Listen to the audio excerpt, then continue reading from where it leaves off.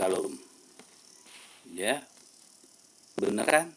Rata-rata khotbah pendeta atau gereja, mau di media sosial atau offline, duri dalam daging langsung penyakit kan? Asumsi bukan? Aku itu. Begitulah cara kalian kan?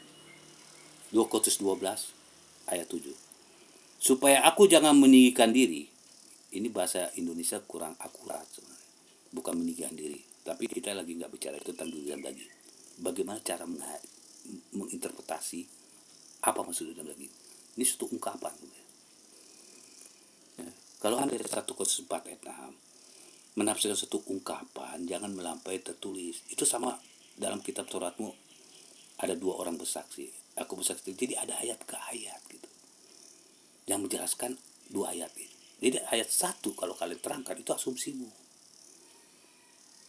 Itu kalian nggak mengerti kan? Kalau Anda seorang doktor teologi atau strategiga, Anda ngerti kan dalam metodologi biblical. Nah, mesti kayak begitu. Biblical itu nggak bisa ayat berdiri sendirian. Itu kalau Anda sudah masuk doktor materinya dalam fakultas teologi. Paham kan? Itu terjadi kenapa khotbah-khotbah ini tidak ajaran manusia di mana-mana. Karena satu ayat diasumsikan. Jadi ketika ayat kepada Pak Anda tak ada berita berbeda-beda semua kan tentang kehendak Bapak. Suka-suka mereka masing-masing. Nah, ini loh ajarannya. Oke. Aku diberi suatu duri dalam daging, yaitu seorang utusan iblis untuk mengocok aku supaya aku jangan meninggikan diri. Jadi bukan sombong di sini. Karena di ayat 6 dikatakan, sebab sekiranya aku hendak bermegah. Bermegah ini sama dengan sombong. Oh, gue punya kelebihan. Sebab jika aku mau bermegah, aku bukan orang bodoh. Ya. Karena aku mengatakan kebenaran. Maksudnya dia punya kelebihan dibawa ke surga. Ayat 1 sampai 6 gitu. Namun aku menahan diri supaya jangan ada orang berpikir tentang aku lebih daripada yang mereka dengar atau lihat daripadaku. Jangan ditambah-tambahi, jangan dikurang-kurangi. Kadang suka tambah-tambahi kurang-kurangi tentang saya.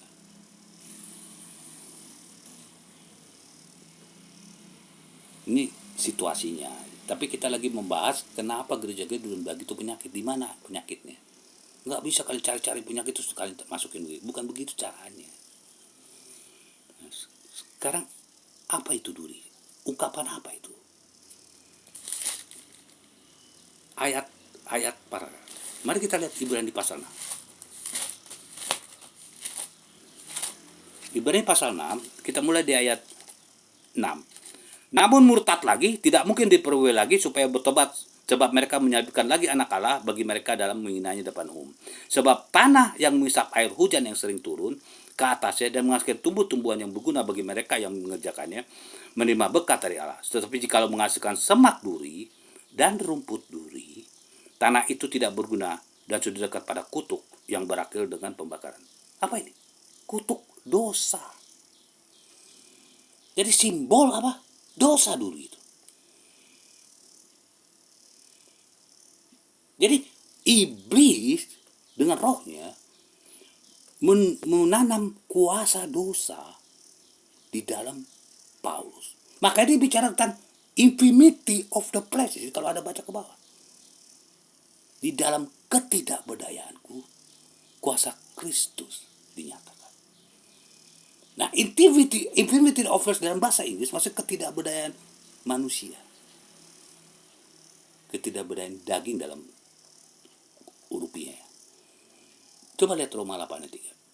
Karena ketidakberdayaan daging, infirmity of flesh dalam bahasa Inggris, untuk menurut 10 hukum Allah, maka Allah telah menyiapkan Yesus untuk menggantikan dosa itu di kayu salib. Dia di bawah kasih karunia kan. Jadi ada suatu kuasa dosa yang ditanam setan di Paulus atas izin Allah. Supaya apa? Kok Allah biarkan?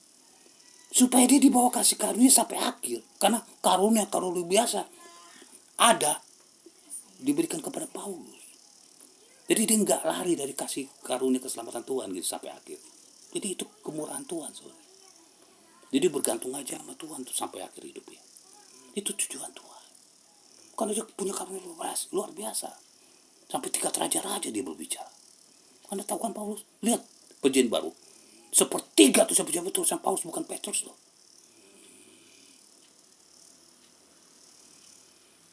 Nah, Tuhan melihat sebagai manusia kita yang terbatas, nanti ntar dia lari daripadanya, diizinkan dulu. Supaya apa? Supaya bisa selamat kali. Jadi dia butuh kasih karena Tuhan terus. Yang dimaksud infirmity of the flesh, karena duri dalam daging oleh utusan iblis. Itu loh tujuan Tuhan. Jadi bagaimana kasih Tuhan dengan cara yang berbeda melindungi Paulus dapat diselamatkan setelah dia selesai dalam pekerjaan yang Tuhan yang dilakukan. Itu tujuan Tuhan. Oke. Jadi ketika dalam Roma pasal 7 kita lihat. Roma pasal 7. Inilah kasus-kasusnya Paulus. Jadi jangan mata gitu. Ya. Kalau kita melihat ayat paralel tentang konteks duri dan daging. Coba lihat Roma 7 ayat 7. Justru melalui hukum Taurat aku telah mengenal dosa, karena aku tidak tahu apa itu keinginan kalau hukum Taurat tidak mengatakan jangan mengingini. Kan tahu hukum Taurat 10 hukum. Nah ini kontekstual, jangan hari raya kalian bikin hukum Taurat sini. Ya. Jadi jangan ingin mencuri. Jangan ingin berbohong. Ya, jadi keinginan itu sama dengan kehendak. Kita sudah belajar kemarin, bukan berseru kepada Tuhan yang masuk, tapi melakukan kehendak Bapa. Nah, keinginan kita yang punya free will ini, kalau kita umat Tuhan, dibilang keinginan roh, tunduk kepada 10 hukum. Jangan kamu mengingini, jangan kamu ingin memfitnah, jangan kamu ingin mencuri, jangan ingin berdosa. Itu 10 hukum. Itu sama dengan kehendak. Itulah kehendak Bapa. Maka kalau kita lihat di Galatia pasal 5, banyak pendeta normatif buah-buah roh seolah semua disebut-sebut. Mana ada manusia bisa menyebut kalian sebut kebaikan Allah. Itu bullshit. Bukan itu maksud Galatia 5. Galatia 5 ayat 17 dikatakan, perbedaan antara keinginan roh dan keinginan daging bertentangan. Oke. Nah, keinginan roh inilah yang tadi tunduk kepada hukum Allah. Keinginan diri kita sendiri, hati kita yang punya free will, karena roh itu kan Roh Kudus. Roh kita ini dalam diam itu bukan tubuh keinginan. Kita tunduk sama hukum Allah. Dan keinginan daging, keinginan diri kita sendiri yang tidak tunduk kepada hukum Allah. Ada di Roma 8 ayat 7 ada baca. Ini data, ini dasar saya baca. Ya. Jadi keinginan roh bertentangan keinginan daging, itulah menghasilkan buah-buah roh, sifat-sifatnya. Jadi dari tabiat 10 hukum moral menghasilkan kebaikan. Dari tabiat kejahatan moral, melanggar hukum moral, kejahatan. Itu sebenarnya inti dari Galatia 5. Bukan kalian sebut satu-satu kayak anak kecil. Bukan begitu mengajar. Buah-buah roh ialah. So, kelihatan bodoh kalian. Itu bicara 10 hukum moral yang aplikasinya kepada jahat dan baik. Kesabaran, kemurahan, itu buah-buah roh itu. Sifat-sifat dari suatu karakter. Oke. Ya. Di dalam Roma 7 ini kita lihat bagaimana dia berkata begini.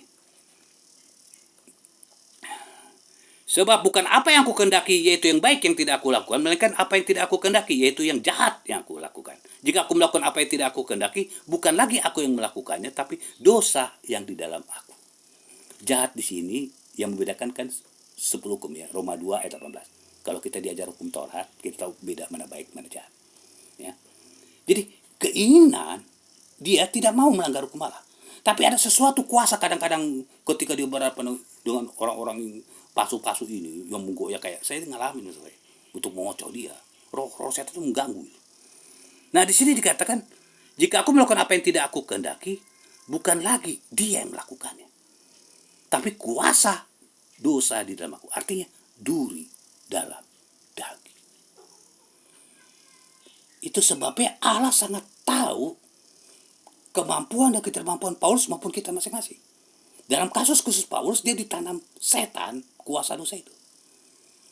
Dan disitulah kasih karunia Allah berlimpah lihat 2 Korintus 12 ayat 9. Itu poin. Jadi manusia berdosa, muncullah duri. Itu dimulai dari kejadian. Jadi duri lambang dosa. Pahami? Bukan penyakit.